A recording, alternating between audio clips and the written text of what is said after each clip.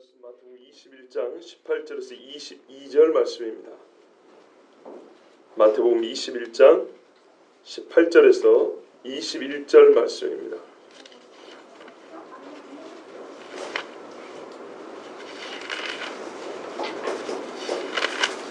마태복음 21장 18절에서 22절 말씀 교도하시고 마지막 절은 같이 읽겠습니다. 이른 아침에 성으로 들어오실 때에 시장하신지라 길가에서 나무가 나무를 보시고 그리로 가사 이삭에게 아무것도 찾지 못하시고 나무에게 이르시되 이제부터 영원토록 내가 열매를 맺지 못하리라 하시니 무화과 나무가 곧 마르니라. 제자들이 보고 이상히 여겨 이르되 무화과 나무가 어찌하여 곧 말랐나이까. 예수께서 대답하여 이르시되 내가 진실로 너희에게 이르노니 만일 너희가 믿음이 있고 의심하지 아니하면 이 무화과 나무에게 들려는 말만 하느니라. 이 산을 떨어뜨려 바다에 던져주라 하여도 될 것이요. 너희가 기도할 때 무엇이든지 믿고 구하는 것은 다 받으리라 하시니라. 아멘. 기도하겠습니다. 기도할 때 믿고 구하는 것은 다 받으리라 하셨습니다. 하나님 아버지, 이 시간도 이 종이 구하오니 종의 입술에 여호와의 온전한 말씀 담아주시고 듣는 주의 자녀들 마음에 듣는 마음, 듣는 귀 주셔서 하나님 말씀을 온전하게 듣고 새기고 우리 모두 순종하는 하나님의 자녀들 되게 하여 주시옵소서. 열매 있는 교회 되게 하시고 열매 있는 우리의 삶이 되게 하여 주시옵소서. 예수 그리스도 이름으로 기도하옵나이다. 아멘. 예수님이 이른 아침에 성으로 다시 돌아오시니까 배가 고프시겠죠. 이른 아침이니까 아침을 못 드셨다는 얘기입니다. 지금 오늘 이 사건의 배경을 말해주고 있습니다. 일찍 출발하셔가지고 성으로 들어오신 겁니다. 왜 들어오시죠? 보면 예수님이 그 남은 며칠 동안 말씀을 부지런히 가르쳤다 되어 있습니다. 예. 근데 가르칠 때 사람들이 와서 물어보잖아요. 네가 무슨 권세로 가르치냐? 그게 나오죠. 그게 아마 다음 주에 들을 말씀입니다. 그러니까 예수님은 마지막까지 가르치시고 전파하시고 고치시더라. 이걸 계속 하신 겁니다. 근데 배가 고파가지고 배를 불린다기보다는 헛기를 좀 채워보려고 길가에 오다 보니까 이 무화과 나무가 한 그루입니다. 여러 나무가 있었던 게 아니고 한 그루 있었어요. 한 그루. 여기 보면 우리 번역은 한 무화과 나무를 보시고 해서 여러 나무 중에 하나를 지칭하는 것 같지만 그게 아니고 한 무화과 나무가 있었는데 그 한 그루가 마침 잘 됐다. 그래서 가본 거예요. 왜 가보게 되냐면 겨울이고 빼짝 말라 했으면 처음부터 안 갔겠죠. 잎사귀가 있었기 때문에 한 거예요. 여러분 보시다시피 봄에는요. 희한하게 꽃이 먼저 피는 거 아시죠? 보통 나무나 꽃은 잎사귀가 먼저 나온 다음에 꽃이 피고 열매를 맺습니다. 근데 봄꽃들은 잎이 나오기 전에 꽃이 먼저 핍니다. 왜 그럴까요? 제가 무슨 생물학자도 아니고 식물학자도 아니고 하나님도 아니라서 모르지만 삶의 경험에 의하면 우리가 관찰해 가면 봄에는 사람이나 짐승이나 곤충이나 벌레나 먹을 게 귀해요. 그렇지 않습니까? 그래서 하나님은 봄 식물을 먼저 꽃을 틔우신 것 같아요. 그렇게 만드신 거죠.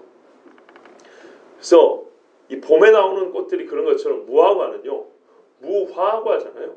꽃이 보이지 않아요. 없는 게 아니고 보이지 않아요. 그리고 열매가 먼저 맺죠. 초물이 있고 끝물인데 저희 집에 무화과나무가 옛날에 있었거든요. 집집에서 배워보는데 아주 맛있는 무화과였어요. 백화점에 파는 것보다 훨씬 맛있었어요.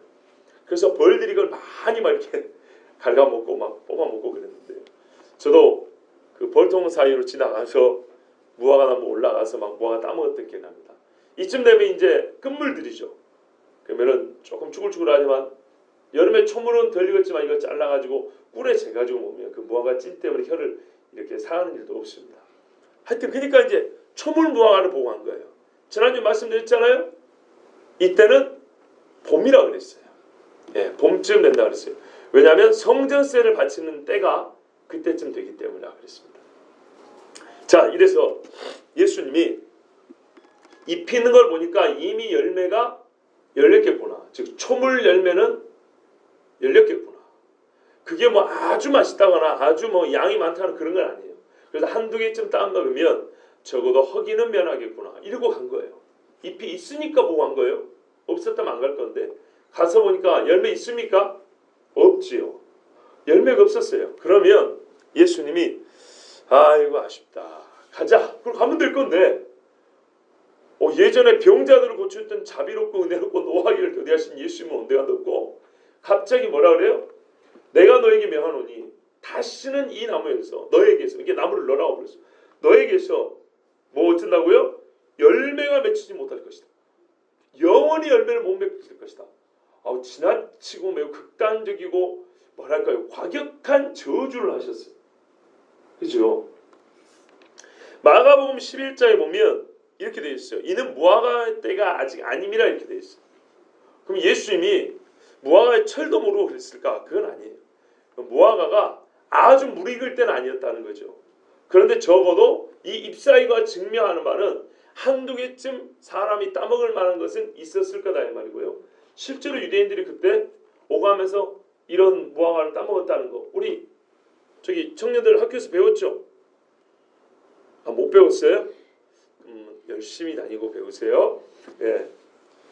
이렇게 있어요. 초물 있고 끝물 있는데 이때는 아주 그렇게 탐스럽고 풍성하게 열매가 맺힐 때가 아니고 조금 뭐랄까요? 그러니까 제 말 그대로 초물로 조금 맺힐 그때. 그런데 희한한 건 이때 초물 열매도 없는 애들은 끝물도 없답니다. 이게 초물 열매 그래도 한두 개라도 몇 개라도 맺혀야 끝물 열매가 많대요. 근데 이 나무는 그러니까 앞으로 끝물 열매도 보기 힘들다는 뜻이겠죠. 하여튼 그래서 예수님이 아주 좋은 열매를 얻겠다는 것도 아니고 그저 그냥 흙이나 좀 면해보자 갔더니 없더라고요. 그러면 예수님 오히려 병자들, 몸 상한 자들을 축복하신 것처럼 이 나무에게 네가 가련하구나. 내가 너에게 축복하노니 이제는 많은 열매가 맺혀서 네가 많은 사람들에게 열매를 공급한 복받은 나무가 될지어다. 이러면 좋을 건데 길가에 한 그루 외롭게 서 있는 나무를 뭐라 그랬다고요? 열매를 절대 못 맺는다고 그랬어요. 아마 지금도 가면 그 말라있을지 모르겠어요. 말라버리면 이미 뽑혔고 날아가 버렸겠죠. 자, 이해가 잘 안 됩니다. 무화과 나무가 곧 마른지라 이렇게 돼 있어요. 근데 마가복음에 보면 그 뒷날 오다가 베드로가 보고 어이구 어제 그 나무 이렇게 말라버렸는데 하루아침에 그 예수님한테 묻습니다. 선생님 보십시오. 어제 선생님이 저주하신 그 나무가 뿌리부터 말라버렸습니다. 이렇게 말합니다. 뿌리부터. 그러니까 오늘은 그냥 저주하고 지나갔을 거 아닙니까? 그러니까 속에서부터 이게 뿌리가 병들어 버린 거예요. 물과 영양분을 빨아들이지 못해서. 근데 이게 얼마나 급했던지, 그러니까는 이 파괴의 속도가 빨랐던지 하루 만에 겉에서 보기도 뿌리부터 마른 게 보일 정도로. 예, 그래도 촌 사람들이니까 보면 알잖아요. 이게 잎에 병든 건지 뿌리부터 마른 건지. 그래서 뿌리부터 말랐다고 얘기했어요. 이제 이 일을 마가복음에는 이틀로 이렇게 돼 있지만 마태복음은 이게 이제 빨리 그렇게 시간을 길게 들지 않고 그냥 이 단 사건을 하나의 사건을 빨리 정리를 해줍니다. 보니까 어쨌든 급속도로 말라 비틀어져 버렸다는 겁니다. 제자들이 이렇게 말합니다. 이 이상이 여겨. 마가복음은 베드로지만 베드로만 놀란 건 아니겠죠. 제자들이 다 놀랐겠지만 베드로가 말한 것이죠. 제자들이 놀래가지고 이렇게 말합니다. 무화과 나무가 어째요 곧 말라버렸습니까? 그러니까 뒷날 베드로가 분명히 선생님이 어제 저주하신 무화과 나무가 말랐습니다. 이렇게 말했거든요. 근데 오늘 마태복음으로 보면 이 사람들이 이유를 묻는 것처럼 보입니다. 그렇지 않습니까? 선생님답지 않게 열매 하나 못 얻었다고 무화과 나무를 이렇게 저주해서 말라버리게 할 수가 있습니까? 여기서 어찌하여 곧 말랐습니까? 어찌하여는 이유를 묻는 것처럼 보입니다. 그렇지 않습니까? 우리도 역시 사실 이 본문을 볼 때 그런 의미 듭니다. 저 역시도 그렇습니다. 그런데 예수님의 대답은 완전 다릅니다. 예수께서 대답하여 이르시되 21절입니다. 내가 진실로 너희에게 이르노니 만일 너희가 믿음이 있고 의심하지 아니하면 이 무화과 나무에 된 이런 일만 할 뿐 아니라 이 산더러 들려 바다에 던져지라 해도 될 것이오. 믿음과 능력의 이야기를 하고 있습니다. 어울리지 않습니다. 그렇죠? 딱 보면 어울리지 않아요. 그런데 이게 어울리지 않는 게 아니라는 걸 우리가 알 수 있습니다. 왜냐하면 첫 번째로 마가복음에 보면 베드로가 저주하신 무화과 나무로 되어 있어요. 어제 예수님이 저주했다는 걸 알아요. 알고 있다는 거예요. 그러니까 어찌하여 저주를 모르면 어찌하여서 이거 내가 그냥 저주해버린가 이렇게 대답할 수 있지만 저주라는 걸 이미 알고 있어요. 그러면 이렇게 볼 수 있겠죠. 왜 저주하셨습니까? 이런 질문일 수도 있겠죠. 그런데 그럴 것 같으면은 그날 물어봤어야 돼요. 마가복음에 보면 이게 이틀이 걸쳐 있다고 그랬지 않습니까? 하루 지나가서 만약에 저주 자체가 궁금했으면 그 일어난 현장에서 오늘이 아니라 어제 선생님 왜 저주하십니까? 이 나무에게 이렇게까지 할 필요가 있습니까? 이렇게 물어봐야 됩니다. 근데 말은 다음에서야 왜 저주하셨습니까? 라고 묻는 거는 좀 이상하죠. 또 이상한 그대로 본문에 보면 이상히 여겨 그랬어요. 이상히 여겨 무화과나무 어쩌여 곧 말랐습니까? 이 뉘앙스를 보세요. 이상히 여겨 곧 말랐습니까? 예수님이 말씀하시고 이렇게 빨리 마를 수가 있습니까? 저주를 문제 삼는 게 아니고 어떻게 이렇게 빨리 말의 결과, 능력이 나타날 수 있습니까? 깜짝 놀랐다는 거예요. 세상에 이게 시들시들해서 가을쯤 되면은 병든 게 드러날 줄 알았더니 하루 만에 말라서 못쓰게 돼버린 거예요. 나무가. 땔감으로밖에 안 되는 거예요. 제자들이 하는 말은 이런 뜻입니다. 예수님이 저주한 것 자체에 불만이 있다기보다는 이 일이 너무 빨리 일어난 것에 대해서 놀랬다는 겁니다.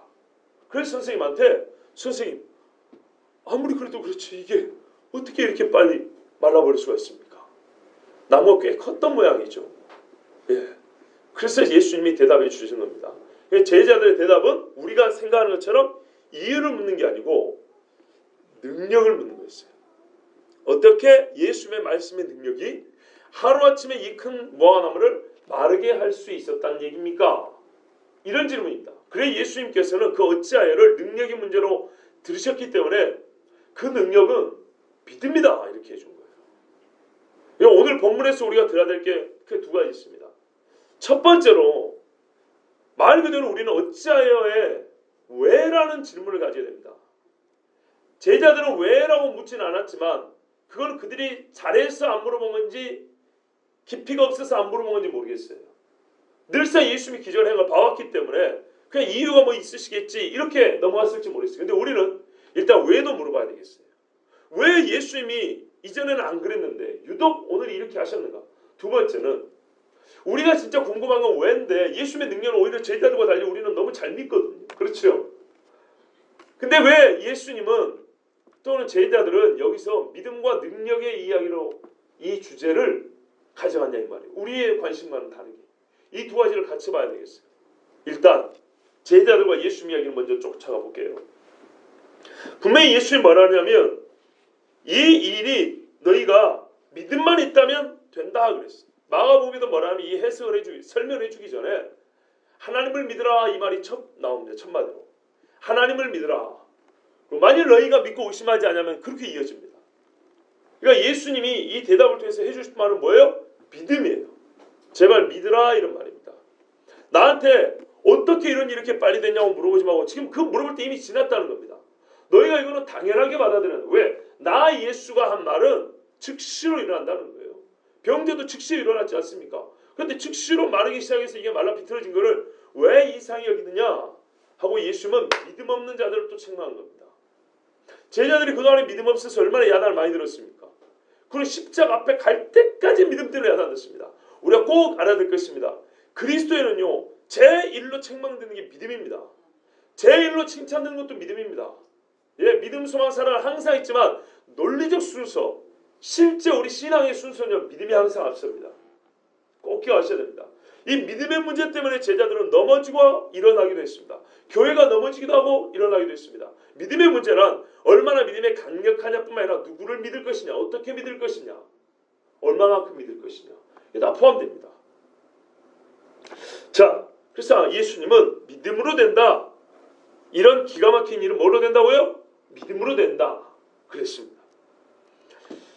자, 그 다음에 예수님이 한 말씀 더 해줬습니다. 뭐라 하냐면 너희가 기도할 때 무엇이든지 믿고 구하는 것은 다 받으리라 하시냐 그랬어요. 기도에 대해서 일반적인 가르침 아닙니까? 믿고 구하라. 우리가 다 아는 것이죠. 근데 예수님은요 예루살렘에서 마지막 하나님의 나라를 가르치는 이 며칠 동안에 제자들에게 믿음을 가지고 구하라고 권면하셨다는 것. 이 한마디 한마디를 우리가 좀 집중해서 볼 필요가 있습니다. 그러니까 제자들의 질문 자체가 어떻게 능력이 이렇게 나타났습니까? 이렇기 때문에 예수님은 믿음이다 라고 대답할 수밖에 없었지만, 잘 보시면 그냥 믿음이 아니고 여러분 기도와 연결시켜 있다는 걸 알 수 있습니다. 그렇죠? 봐보세요. 처음에는 너희가 뭐라고 했습니까? 만일 너희가 믿음이 있고 의심하지 않냐면 이렇게 돼 있어요. 이거는 일반적으로 명령형도 가능합니다. 예수님은 명령했어요. 기도한 게 아니고 명령을 했거든요. 근데 자기 명령에 대하여 어쨌다는 겁니까? 믿었다는 얘기입니다. 그래서 어떤 분이 이렇게 말했어요. 하나님은 하나님 자기를 믿었다고 했어요. 빛이 있으라 때 하나님은 자기 말이 그대로일 줄 믿었다는 거예요. 그러면 우리에게 요구하는 건 뭘까요? 하나님처럼 믿는 거예요. 근데 예수님은 이 전반부는 너희가 믿고 의심하지 않냐면, 이거는 여러 가지 화법을 다 통틀어 말하는 겁니다. 포괄합니다. 명령형도 좋아요. 또는 기도형도 좋아요. 그렇죠? 청유형도 좋아요. 우리가 친구들에게 야 같이 교회 가자 하면서 속으로 하나님 제가 교회 갈 줄 믿습니다. 에메는 같이 간다 이 말이죠. 그런데 뒤에 22절에 가서는 이거를 말의 유형을 기도로 축소시켰습니다. 축소라기보다는 집중시켰어요. 너희가 뭐하면요? 기도할 때 믿고 무엇이든지 구하면 다 받으리라고 했어요. 그러니까 앞에는 믿고 의심하지 아니하면, 어떤 말을 하더라도 믿고 의심하지 아니하면 이만한 일은 능히 일어난다. 산도 던져져 버릴 거다. 바다에다 던져버린다 그랬죠. 그런데 이 뒤에서는 그 여러 믿음의 말 중에 특별히 주님은 기도에 집중하고 있어요. 그렇죠? 예, 우리가 기도할 때 우리는요 명령보다는 먼저 기도를 해야 돼요. 기도하고 능력을 받은 사람은 명령도 가능합니다. 오늘 참 조금만 더 들어보시면 여러분 상당히 깊은 것들을 알 수 있습니다. 먼저 기도해야 합니다. 기도할 때 믿고 구하라 했어요. 자, 그럼 믿고 구하면 다 이루어집니까? 본문에 다 받으라 되어 있습니다. 다 받습니다. 그런데요, 여기에 제한이 있습니다. 믿고 구한다라는 말 안에 제한이 포함되어 있어요. 누굴 믿는다는 겁니까? 하나님을 믿습니다. 요한복음 14장에 이렇게 말했습니다. 너희가 내 이름으로 구하는 것은 다 받는다 그랬어요. 내 이름으로를 예수님이 자기 이름을 걸 때 부정한 것에 자기 이름을 걸까요? 악한 것에 자기 이름을 걸까요?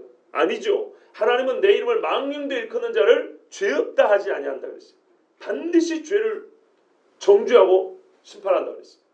그게 무슨 말이냐면 믿고 구한다는 말 안에 이미 내 믿음의 대상인 하나님 있죠. 하나님에 대한 적합한 경외심과 하나님을 상대하는, 하나님과 함께한 자로서 하나님의 속성이 있죠. 거룩하며 공의로우시며 인자하시며 긍휼이 많으시며 여기에 어긋나지 않은 연합된 마음이라는 게 포함되어 있는 거예요. 왜냐하면 예수님 내 이름으로 그랬거든요.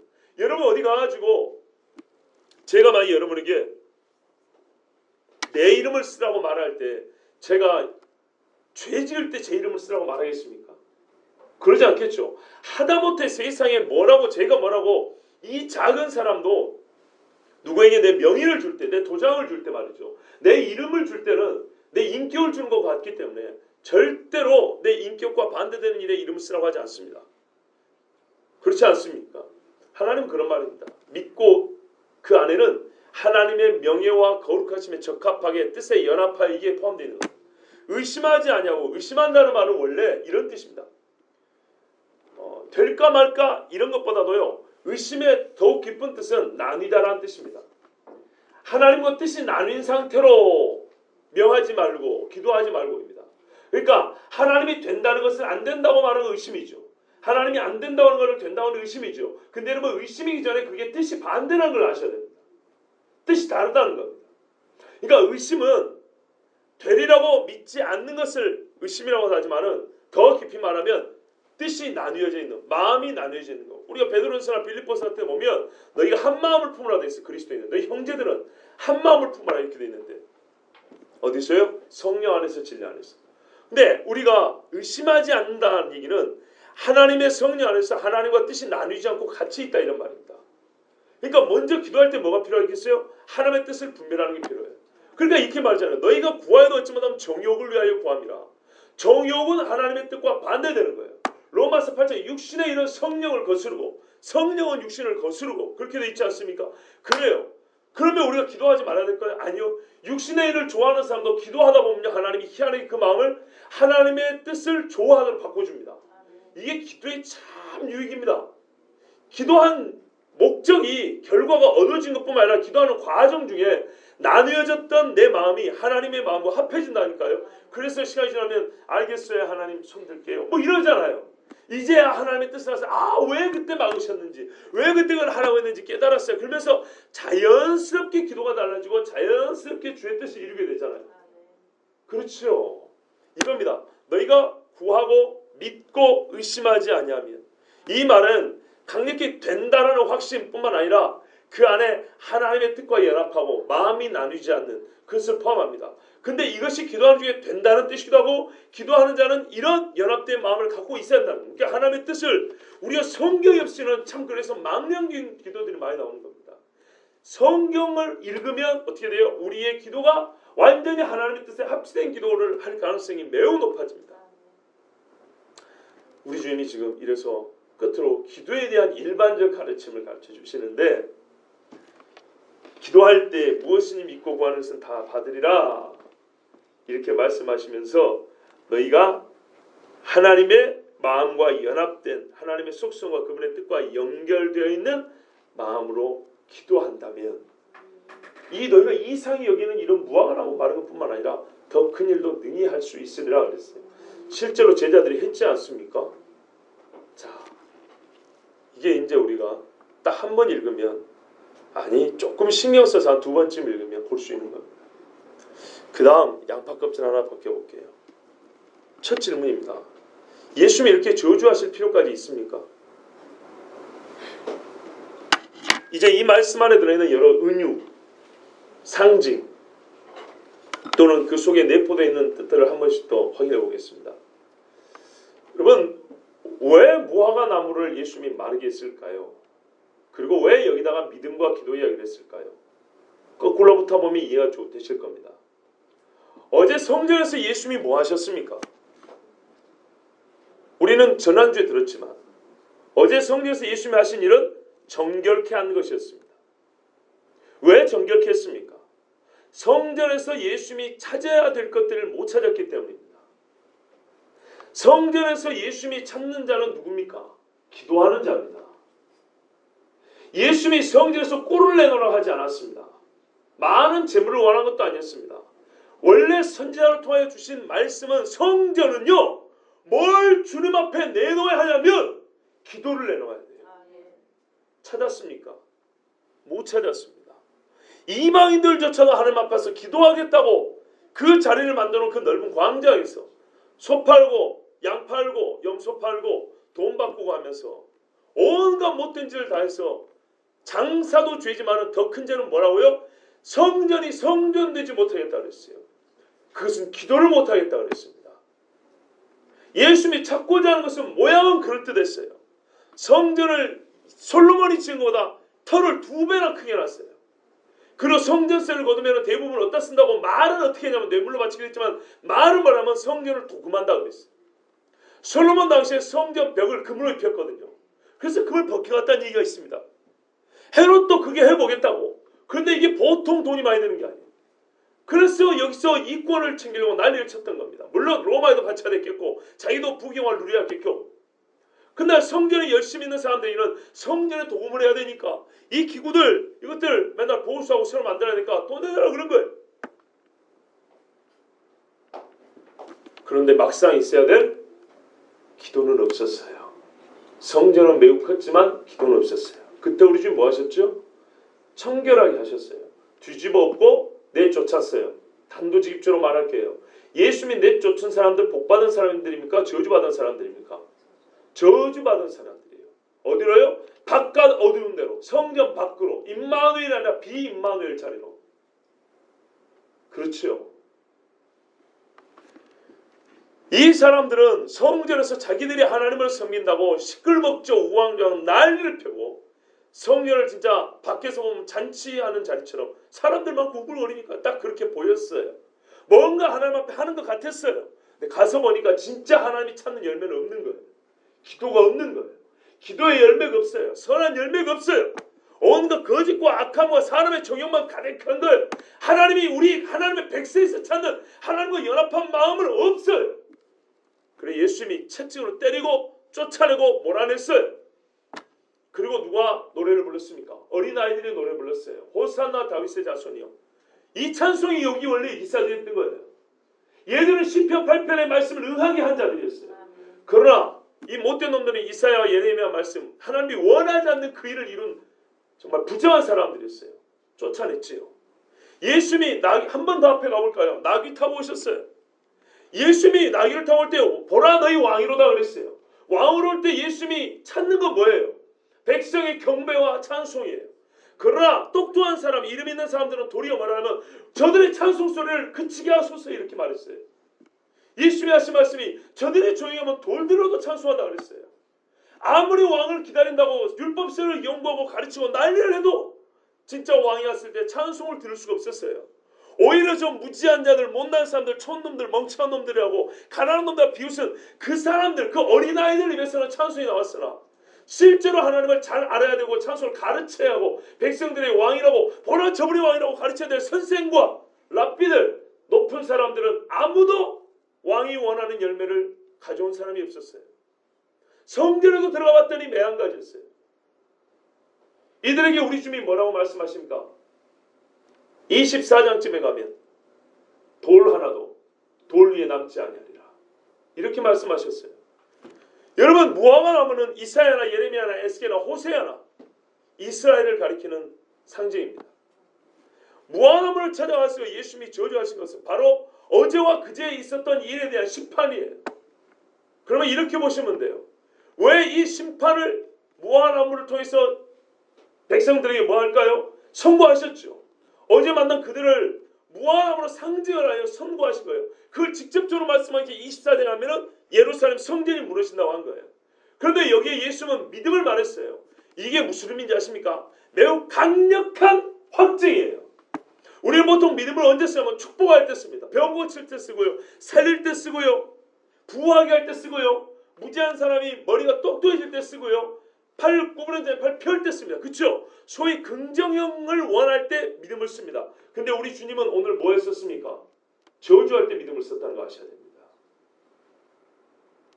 즉 예수님의 축복과 저주는 똑같은 정도의 예수님의 믿음이 동원된 거예요. 사용된 거예요. 시편에 한탄시 저주시가 많이 있다는 거 아시죠? 주여 저들을 저주하옵소서. 주여 저들의 날이 날수가 짧게 하옵소서. 저들의 자식이 빌어먹게 하옵소서. 다윗같이 사울을 위하여서 정말로 기도했던 사람 아닙니까? 자기 생명을 찾는 사람을 털끝 하나도 만지지 않으려고 애를 썼던 다윗 아닙니까? 그런 다윗도 하나님 앞에 기도할 때 어떻게 했어요? 자기 원수들 하나님 대적하여 달라고 저주하달라고 기도했습니다. 실제로 몇 년이 지나지 못해서 다윗의 대적들은 싹 없애버렸습니다. 이것도 믿음입니다. 여러분 보고 믿음을 사용해서 저주하라고 저는 오늘 설교의 주제가 이건 아닙니다. 이걸 가르치는 건 아니지만 오늘 말씀에 이것이 있다라는 걸 인정하셔야 됩니다. 예수님이 오늘 무화과나무를 통해서 예루살렘 성전과 예루살렘 종교 지도자들 왕을 알아보지 못하고 제사장과 선지자로 오신 메시아인 자기를 알아보지 못한 자들에게 마땅히 드려야 할 이스라엘이 맺어야 될 열매를 맺지 못한 그들을 또한 구약에서 계속 무화과나무로 예루살렘과 이스라엘을 그렇게 나타냈기 때문에 그들을 저주하신 것이에요. 그런데 얼마나 빨리요? 곧 그들이 말라버려요. 근데 곧 그들을 사랑하는 백성이면 마르게 하는데 예수님이 사용하신 것은 의심이 이만큼도 없는 하나님의 뜻에 연합한 믿음이었어요. 이게 얼마나 무서운지 봐보세요.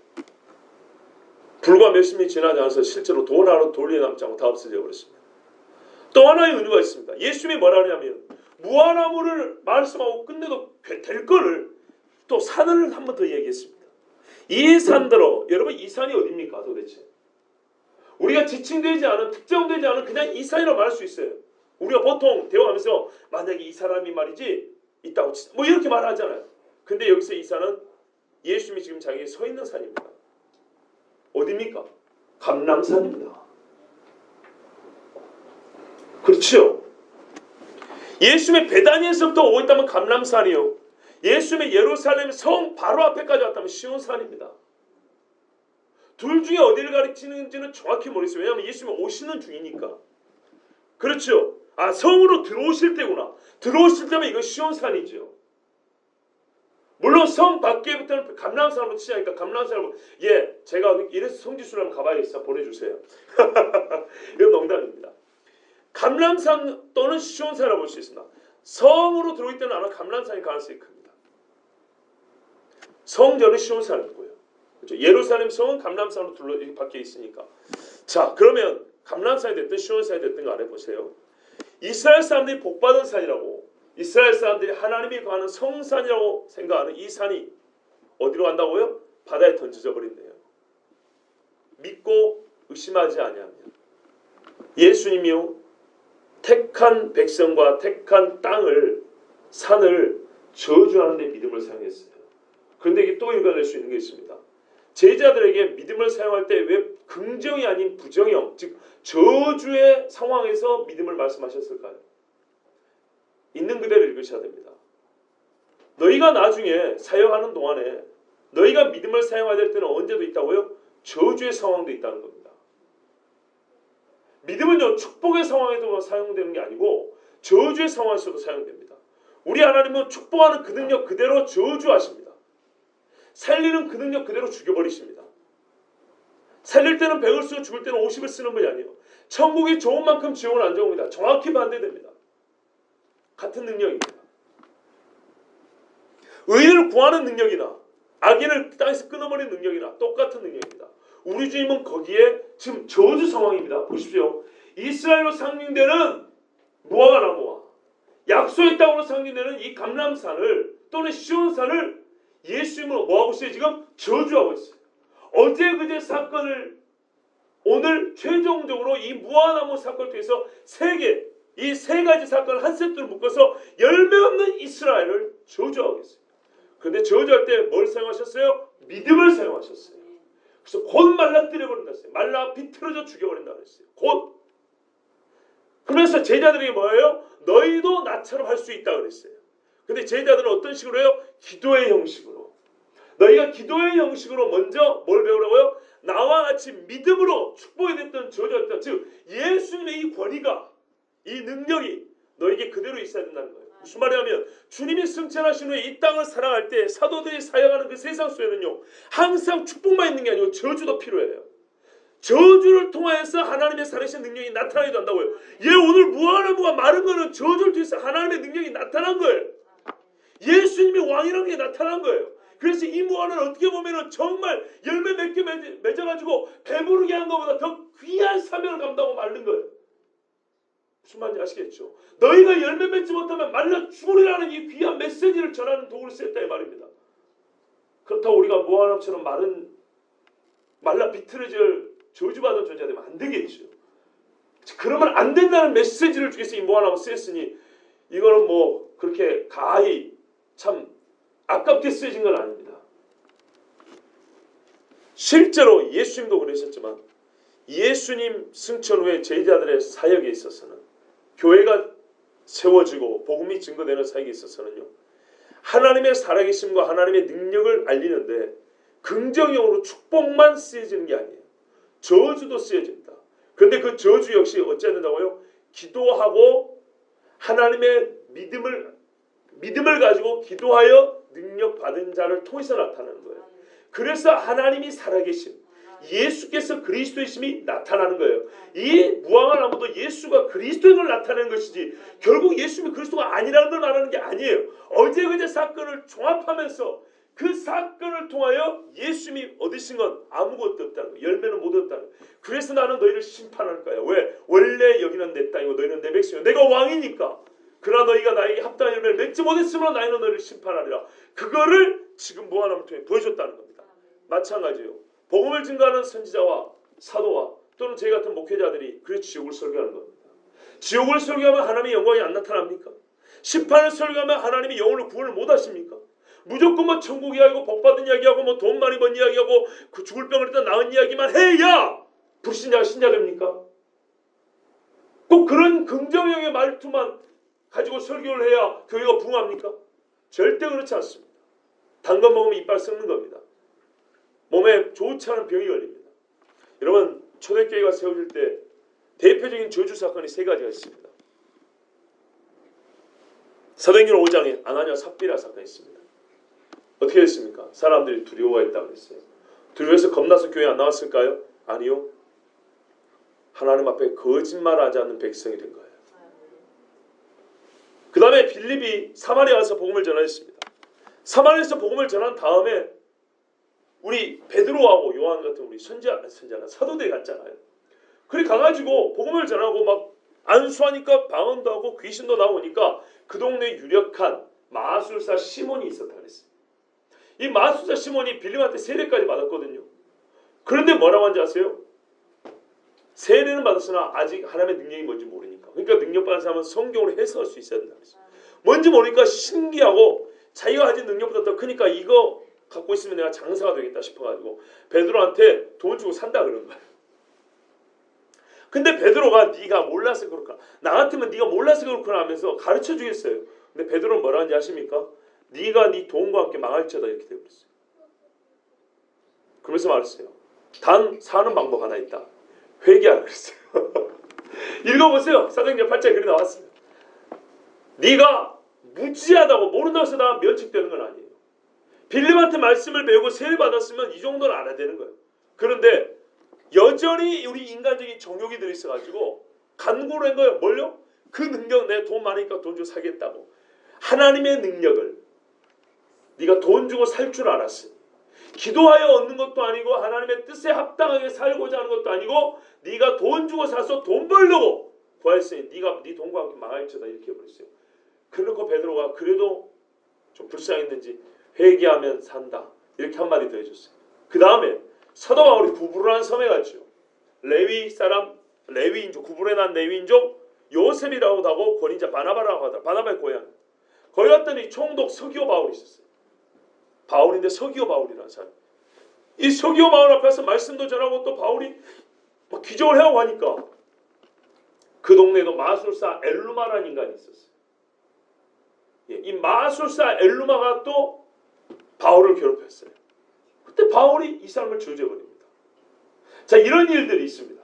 자, 여러분 이런 일들은 그러면 사도들이 능력이 있다고 아무렇게나만 행사한 겁니까? 자기 능력이 있다고 자랑하려고 한 겁니까? 아닙니다. 하나님의 교회는 거룩하게 세워진다는 거예요. 말하자면 예루살렘 성경 같은 그런 교회는 세울 수 없는 거예요. 만약에 마술사 시몬에 돈 받고 팔았다 해보세요. 마술사 엘루마한테 그래 이리 와봐 내가 전수해줄까 성령은 무슨 기술 전수해주는 것처럼 그리 가르쳤다고 한번 해보세요. 어떻게 되겠습니까? 그 지역의 교회는 온전한 교회가 세워질 수 있었겠습니까? 불가능합니다. 기도하는 교회 세워질 수 있었을까요? 기도하는 성도들을 일으킬 수 있었을까요? 전혀 불가능합니다. 그리고 우리 주님 말씀하신 거예요. 저주하는데 믿음을 사용하셨고 또 제자들에게 이 저주 상황에서 믿음을 가져하고 기도해야 한다는 것은 때로 하나님의 뜻에 우리는 얼마나 착하지 감정상 허용이 될지 안 될지는 모르지만 하나님의 뜻 가운데는 때로 말이죠. 강력한 믿음으로 저주하여 하나님의 살아계심을 나타내는 것도 포함된다는 겁니다. 사도들에게 이것도 필요하다는 거예요. 어떤 상황에서요? 어제 그제 너희가 본 이런 상황에서 예수님이 하신 행동 자체가 저주지 축복이 아니었거든요. 그러나 그 중에 축복받을 자에게는 예수님은 반드시 축복해 줬어요. 병든 자 고쳐주시고 어린아이 찬송을 인정해주고 받으셨어요. 하나님으로서 너희의 입술의 열매를 받아주셨어요. 이래서 우리 주님이 가르쳐 주신 겁니다. 참 여러 가지를 가르쳐 주셨죠. 여러분 주여 더 이상 준비를 많이 했지만 굳이 이거를 다 안 해도 될 것 같습니다. 하나님께서 마음에 만족을 주십니다. 이 정도면 됐다 하십니다. 우리가 겉보기에는 왜 그러셨을까? 그러나 제자들은 왜에 대한 질문보다 어떤 능력으로 물었습니다. 예수님은 믿음으로 그랬습니다. 이 믿음이란 의심치 않는 것인데 의심치 않는 것과 믿음으로 구하는 것이 뭔지 가르쳐주시면서 너희가 기도하면 가능하다 그랬습니다. 그런데 우리의 질문은 역시 왜입니다. 제자들은 이것을 아마 어떤 면에서 놓쳤을지 모릅니다. 왜라고 물어봐야 되는 걸 놓쳤을지 모릅니다. 그런데 가만 보면 예수님이 쓰신 용어와 상징어들이 유대인들에게 익숙한 것들인데 그리고 예수님이 처해 있는 상황과 예수님을 둘러싸이는 환경 그때 바로 현장의 환경이 예수님의 말씀에 그대로 사용되고 있는 것을 볼 때 예수님은 어제 일이죠. 어제와 오늘까지 있는 일을 통해서 이스라엘을 심판하신 것입니다. 그리고 그 심판은 곧 다른 것이 아니라 하나님의 뜻에 합치한 예수님의 믿음, 그 믿음으로 되었다는 걸 말해주면서 우리가 이 땅을 살아갈 때 축복을 위해서뿐만 아니라 저주를 위해서도 믿음의 기도가 있어야 된다는 것. 그것은 이웃이 안 되기를 바란다는 것이 아니라 하나님의 하나님 되심을 이 땅에 증거하고 도리어 그들로 하여금 회개할 수 있는 기회가 되기 위하여 때로는 저주와 심판과 경고의 선고가 어느 정도로요? 축복할 때 그 원함과 믿음과 동일하게 그게 있어야 된다는 것입니다. 그리고 그것을 실제로 지금 예수님은 이 자리에 하고 계시는 겁니다. 우리가 믿음을 사용해야 될 때와 사용하지 않을 때를 너무 그렇게 많이 가리는 측면이 있어요. 대개는 긍정형을 위해서만 쓰는데 그렇지 않다는 겁니다. 우리의 어감과 감정적으로 다를지 모르지만 하나님은 축복받을 자에는 축복하심으로 영광을 받으시고 저주받을 자는 저주하심으로 하나님의 살아계심을 드러내십니다. 근데 예수님이 예루살렘에 올라서 받은 일, 예수님이 받은 열매도 아니고 이 일들은 뭐냐면 미안하게도 안타깝게도 저주받을 일들밖에 없었습니다. 이스라엘이 저주받을 일. 그런데 한 가지 더 이야기할까요? 그러면 제자들이 지금 예수님의 이 말씀을 놀랍게 여겼죠. 말 나오는 걸 이상히 여겼습니다. 이 말은 제자들의 영적인 눈이 어제 예수님을 대적했던 바리새인과 서기관과 대제사장들과 같다는 말입니까? 다르다는 말입니까? 같다는 얘기입니다. 만약에 이들이 기도할 줄 알았다면 예수님이 원한 열매를 맺었다면 예수님이 이렇게 또 그들의 교훈할 필요가 없었을 것입니다. 이들은 또 이게 어찌된 영문이라고 물어보지도 않았을 겁니다. 그 말입니다. 이중적으로 제자들이 경고하신 겁니다. 너희가 내 제자들이라 하여도 실상 너희는 어제 내가 대적했던 나를 대적했다는 것들과 아무 차이가 없다.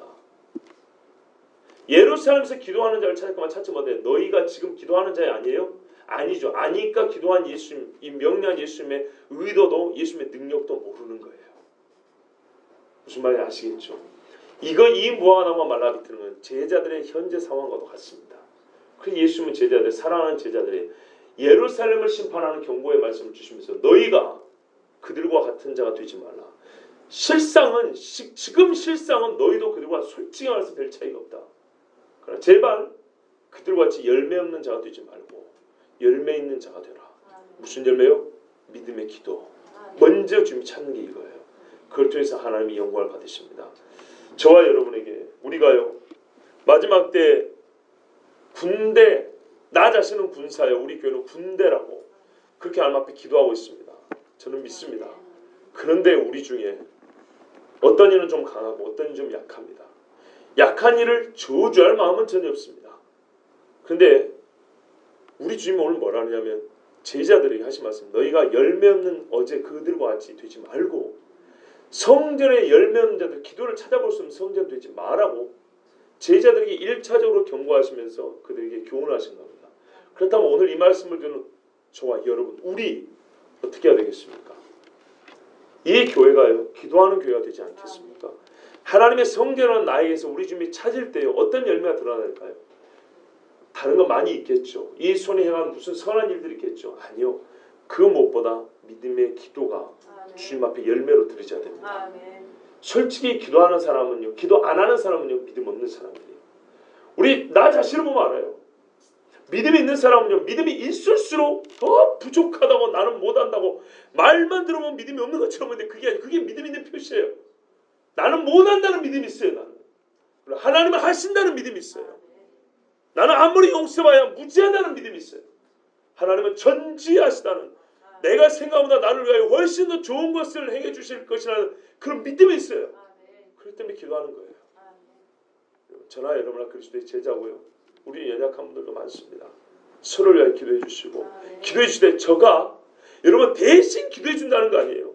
하나님 저 집에 뭐가 필요합니다. 그 기도보다는 저는 더 필요한 기도가 있다고 생각해요. 주여 저 사람을요. 저 집사님과 저 형제와 저 자매를요. 기도하는 자가 되게 해주십시오. 이렇게 기도해야 돼요. 남의 기도 대신해 주는 거 너무 그렇게 오래 하지 마세요. 그거보다 그가 기도에 열매 맺는 자가 되게 해주십시오라고 기도하십시오. 나 자신도 기도하는 믿음의 사람이 되게 해달라고 정말 하나님이 내 입술의 열매부터 풍성히 주님 앞에 바칠 수 있는 제자 되게 해달라고 그렇게 기도하십시오. 거기서부터 우리 군대인 교회가 일어서는 일이 시작될 줄로 믿습니다. 믿습니다. 아멘. 우리 같이 이 시간에 통수를 기도합니다. 하나님 아버지, 우리에게 믿음의 열매 맺는 교회가 되게 하여 주시고 믿음 있는 기도자들이 되게 하여 주시옵소서. 우리가 사랑하여서 이제는 기도를 대신해 주는 것이 아니라 기도하는 자녀들 되기를, 기도하는 교우가 되기를, 기도하는 믿음의 식구가 되기를 간구하겠습니다. 하나님 도와주시옵소서. 우리가 저주하기를 원하는 것은 아니지만 하나님의 영광을 위하여 때로 주께서 때를 허락해 주시다면 우리가 저주하는 기도까지 해야 된다고 한대요. 아버지, 우리가 평상시에 축복하는 기도를 더 많이 하게 하여 주시고 좀 분별 있는 기도자들 되게 하여 주시옵소서. 솔직히 주님, 저주라는 말에 입에 담기가 너무 부담스럽습니다만 주의 뜻이 그러하니 우리는 아버지의 영광을 위하여 하나님 되시면 기도하겠습니다. 우리에게 기도의 말과 능력을 다하여 주시옵소서. 우리 통수로 기도하겠습니다. 살아 역사하시는 아버지 하나님에 감사합니다. 오늘 아버지 앞에 기도하게 하여 주시고 예배하게 하여 주시고 힘없는 자녀들을 불러 모아 주셔서 주님 앞에 아버지 다시 한번 기도의 능력을 받게 하여 주시며 믿음을 가지고 기도하고 기도의 열매를 맺게 인도해 주셔서 감사합니다. 우리 교회 아버지와 많은 성도들이 모이게 해주심을 감사합니다. 각자 하나님 앞에 군사 되기를 원하고 이제는 군사들이 모여 군도 되기를 원하여 모였습니다. 사령관 예수 그리스도의 말씀을 따라 이제는 이 마지막 때를 살아가면서 긍정이든 부정이든 축복이든 저주든 하나님 되시고 주의 거룩한 뜻을 이루기 위하여 이 마지막 때에 교회가 거룩한 힘을 다시 회복하기 위하여 아버지 우리는 기도하기를 원하나이다. 기도할 수 있는 능력을 주시옵소서. 의심하여 고치고 마음이 나지 않는 기도자들 되게 하여 주시옵소서. 하나님의 뜻과 목적이 연합된 기도자들 되게 하여 주시옵소서. 이 세상을 사랑하지 아니하며 하나님을 사랑하는 기도자들 되게 하여 주시옵소서. 하나님을 영원롭게 하는 아버지의 뜻을 사모하고 아버지의 권위를 주님의 권위를 받는 어떤 맹고떡을 마셔도 해를 당하지 않는 아버지 그리스도의 제자들 되게 하여 주시옵소서. 예수님께서 우리에게 권능을 주시러 이 말씀을 주셨습니다. 아버지 믿음으로 기도하면 다 이루어진다는 그 권능을 나에게 지금 이 무한하고 말라버린 이 권능을 너에게도 주기를 원한다고 말씀하여 주셨습니다. 아버지 이 권능을 받기 위해 우리는 먼저 저주받는 자의 뜻에 거하지 아니하고 저주받는 자의 무리수에 거하지 아니하여야 되겠습니다. 아버지 우리 예수 주께 열매를 찾으실 때 믿음의 열매 기도의 열매가 나타나 드려지게 하여 주시옵소서. 아버지 입만 무성한 자들 되지 않게 하여 주시옵고 선한 믿음의 열매 맺는 자들 되게 하여 주옵소서. 불의한 자의 세상을 구하지 아니하고 악한 자의 꾀를 따르지 않게 하여 주시옵소서. 죄인의 길을 서지 않게 하여 주옵소서. 그들은 아버지 바람에 날며 교와 같이 날아 없어져버린다였고 여호와의 눈은 아버지 여호와의 얼굴은 그들을 대적하여 그들 땅에서 끊어버린다 하였습니다. 땅에서 끊어지는 자들의 줄기에 붙어있지 않게 하여 주시고 아버지 주의 의의 나무에 붙어있는 의의 맺는 하나님의 백성들 되게 하여 주시옵소서. 마지막 때의 마지막 교회입니다. 이 마지막 시대를 깨울 마지막 교회입니다. 축복이든 저주든 믿음을 가지고 아버지의 마음과 연합하여서 주의 권능을 가지고 선포하고 성취하고 이루는 나은 하나님의 백성들 되게 하여 주시옵소서. 우리 중에 기도의 능력이 약한 자들이 많습니다. 어찌 기도할 바를 모르고 경건의 능력을 맛보지 오래되었고 기도할 말 자체에 기도할 마음도 잃어버린 자들 많습니다. 하나님 아버지 그들의 형편을 낫게 해달라고 기도하지 않겠습니다. 이제는 아버지 연약한 자들에게 기도할 마음을 주시옵소서. 기도하고자 열망을 주시옵소서. 기도의 능력도 주시옵소서. 기도할 말도 그 입에 담아 주시옵소서. 아버지 기도할 수 있는 믿음도 주시옵소서. 아버지 믿음을 주시옵소서. 예배가 귀한 줄 모르고 기도가 사는 길인 줄 모르고 아버지의 말씀이 나의 말에 빛으로 되긴 줄 모르고 여전히 주의 마음을 알지 못하고 홀로 사기하고자 하는 백성들이 많이 있습니다. 주여 불쌍히 여기소서. 우리가 말라 비틀어질까 두렵습니다. 우리가 열매 맺지 못한 말라 비틀어진 나무들 될까 두렵습니다. 우리 자신보다 이 터가 주의 바다에 던져질까 두렵습니다. 하나님의 거룩한 성전 이 교회 터가 보기게 하여 주시옵소서. 열매 맺는 교회가 되게 하여 주시옵소서. 아버지 기도에 열매 맺는 성도들 되게 하여 주시옵소서.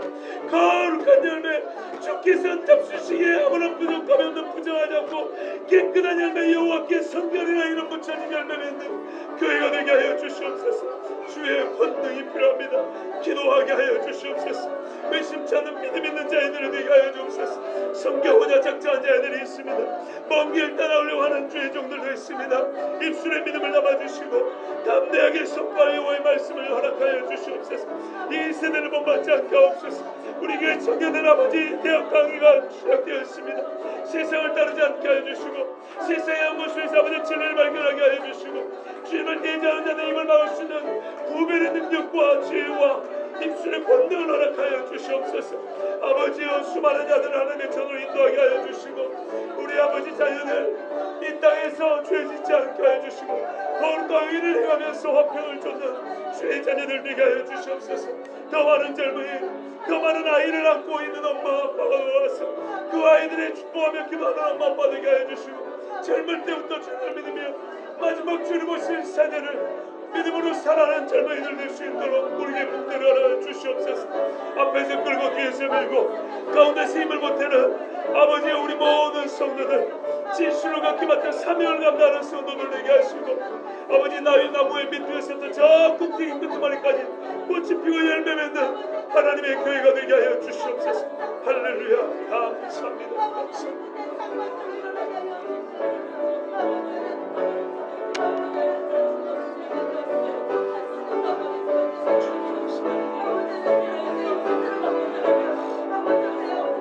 하나님 아버지 감사합니다. 오늘 주님 앞에 나와 예배하고 기도하게 해주시는 은혜를 감사합니다. 여호와를 사랑하고 오늘 주님이 보여주셨던 그 능력, 그 권세, 그 권능이 우리에게도 있게 하여 주시옵소서. 우리가 의심하지 않고 믿게 하여 주시며 하나님의 의를 추구하는 자녀들 되게 하여 주시옵소서.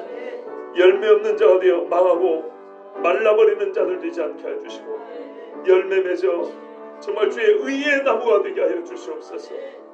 여러 성도를 유익하게 하며 연약한 자를 일으키는 교우들이 되게 하여 주시고 이 세상에서 주의 진리로 승리하는 자들 되게 하여 주시옵소서. 우리가 심정적으로 내키는 것은 아니지만 하나님의 나라와 의를 위하여 축복뿐만 아니라 저주까지도 동일한 믿음으로 선포할 수 있는 기도할 수 있는 하나님의 자들 되게 하여 주시옵소서. 그리하여 하나님의 교회가 든든히 서게 하여 주시고 하나님의 되신 복 주시는 아버지요 또한 심판하시는 하나님이심을 선포하는 교회가 되게 하여 주시옵소서. 우리가 의와 불법이 친구되는 것을 볼 수가 없습니다. 그리스도와 벨리알이 한자리에 있는 것을 볼 수가 없습니다.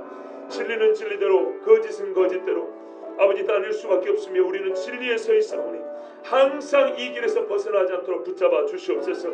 우리 각자의 기도의 능력을 다하여 주시고 기도의 말을 주시고 기도하고자 하는 열망을 주시고 기도할 때 주께서 합당하다 인정하시는 믿음도 허락하여 주시옵소서. 이제 개강을 하였습니다. 우리 어린아이들부터 대학교 청년들까지 이 세상의 학문을 배웁니다. 하나님 없는 자들이 세우는 학문, 물론 그 가운데는 하나님이 이 땅에 신비로운 여러 진리와 법칙과 원리들이 들어있긴 하지만 그 학문의 목적과 학문을 가르치는 사람들의 마음속에는 하나님 없음이 새겨져 있는 자들이 많습니다. 그러나 우리 그리스도인 청년들, 우리 학생들 학교에서 공부할수록 더욱 하나님이 창조주시오 나의 구원자이시며 또한 심판하실 주님이신 것을 인정하게 하여 주시고 하나님의 진리를 따르고 진리를 위하여 입을 벌려 아버지 하나님을 대적하는 자들을 도리어 대적할 수 있는 주의 백성들 되게 하여 주시옵소서. 믿음 있는 자녀들 그리고 똑똑한 자녀들 되게 하여 주시옵소서. 헛똑똑이 되어서 자기의 육신의 유익을 위해서만 그 지혜를 쓰지 아니하고 진짜 하나님의 영광을 위하여 지혜의 열매 맺는 하나님의 자들 되게 하여 주시옵소서. 우리 주의 기도의 능력이 연약한 하나님의 자녀들도 많습니다. 진정으로 이 종부터 기도의 능력이 더 필요합니다. 하나님 우리가 경건의 능력 하는데 이 경건의 능력의 첫 번째는 말씀과 기도입니다. 하나님의 뜻을 헤아리며 분별하며 순종하고 또한 믿음으로 기도하여 승리하는 삶 우리에게 허락하여 주시옵소서. 이 밤에 하나님 전화 예배한 자들 다 그렇게 될 줄로 믿습니다. 믿고 의심하지 않고 기도하게 하여 주시고 의의 열매 맺는 주의 자들 다 되게 하여 주시옵소서. 감사하며 우리 주 예수 그리스도의 이름으로 기도하옵나이다. 아멘. 주 예수 그리스도의 은혜와 하나님 아버지 사랑하심과 승리의 교통하심이 믿음으로 의의 열매 맺는 하나님의 자녀들을 위해 지금부터 영원히 함께 없기를 축원하옵나이다. 아멘.